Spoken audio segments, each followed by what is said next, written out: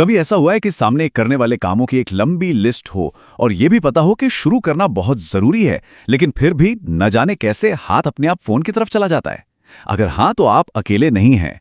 आज हम टालम टोल की इस आदत को जड़ से खत्म करने के एक सफर पर निकल रहे हैं, और ये खासकर उन स्टूडेंट्स के लिए हैं जो यूनिवर्सिटी में डेडलाइंस और प्रेशर से जूझ रहे हैं। ये नंबर देखकर सच में होश उड़ जाते हैं। जरा सोचिए, एक भरे हुए लेक्चर हॉल में लगभग हर कोई इसी आदत से जूझ रहा है।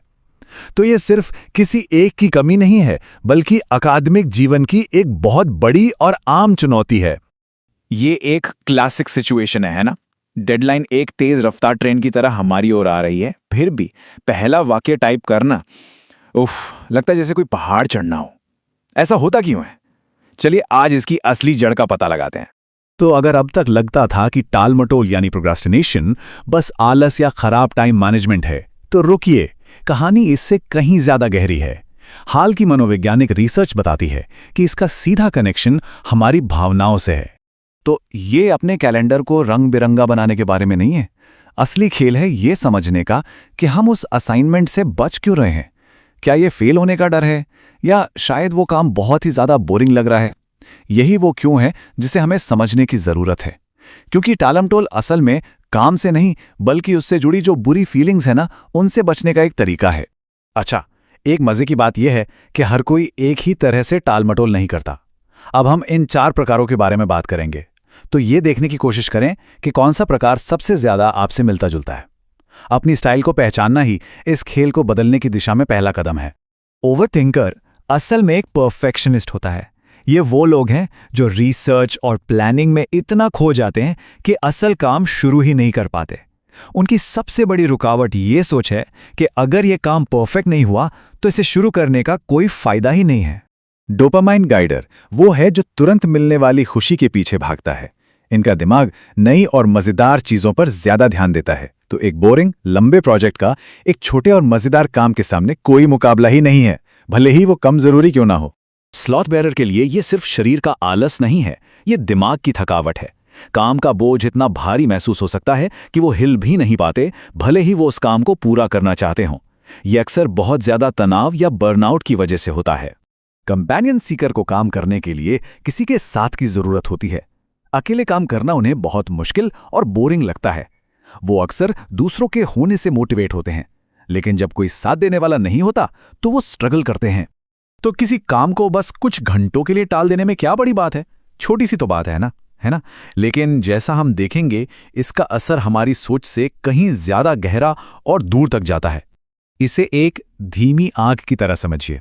हर बार जब हम कोई काम टालते हैं तो हमारे कॉन्फिडेंस में एक छोटी सी दरार पड़ती है, और समय के साथ ये दरारें चिंता और आत्मसंदेह की गहरी खाई में बदल जाती हैं, जो हमें अपने लक्ष्यों से पूरी तरह से भटका देती हैं। अब आते हैं सॉल्यूशन पर। अनुशासन बनाना जानते हैं, बिल्कुल एक मसल बनाने जैसा है। एक दिन जिम जाकर भारी वजन उठाने से कोई मजबूत नहीं बन जाता। लगातार छोटे और मैनेजेबल वर्कआउट से ताकत बनती है। यही सिद्धांत यहां भी लागू होता है, और ये कोट इस पूरे मेथड का सार है। टालमटोल का मतलब ही है मुश्किल चीजों से, असुविधा से बचना। लेकिन ग्रोथ तो वहीं होती है जहां मुश्किल होती है, जहां हम अनकंफर्टेबल होते हैं। हम अपने दिमाग को फिर से ट्रेन करने जा रहे हैं ताकि वो इस असुविधा को खतरे के बजाय एक अवसर के रूप में देखे। चलिए, अब थ्योरी बहुत हो गई, सीधे एक्शन पर आते हैं। यहां एक सरल 4 स्टेप वाला नाइट रूटीन है जो टालमटोल के इस चक्र को तोड़ने और एक नई आदत बनाने के लिए डिजाइन किया गया है। चलिए इन 4 कदमों को समझते हैं। पहला, अपने विलन को खोजें। मतलब साफ साफ बताइए कि आप किस काम या आदत से बच रहे हैं। इसे स्वीकार करना पहला कदम है।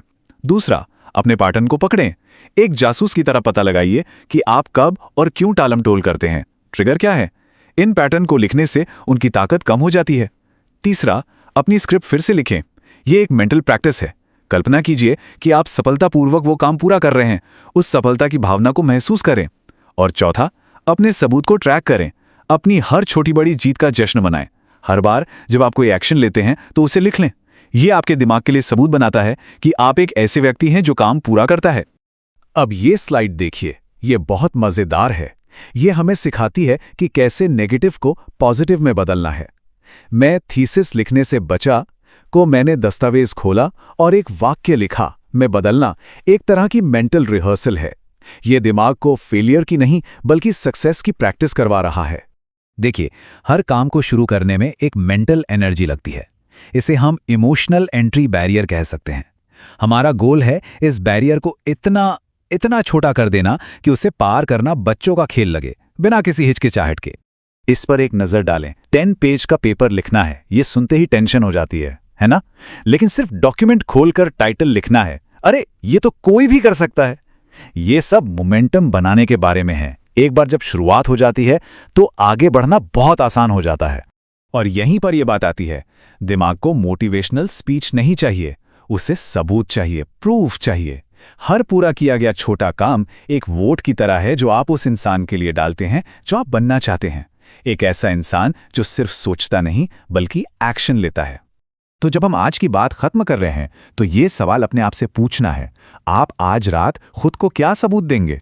ये कोई बड़ा काम नहीं होना चाहिए। सिर्फ डॉक्यूमेंट खोलिए, अपने नोट्स का एक पेज पढ़िए, वो एक छोटा सा कदम उठाइए और अपनी पहचान बदलना शुरू कीजिए, एक बार में एक छोटे से सबूत के साथ।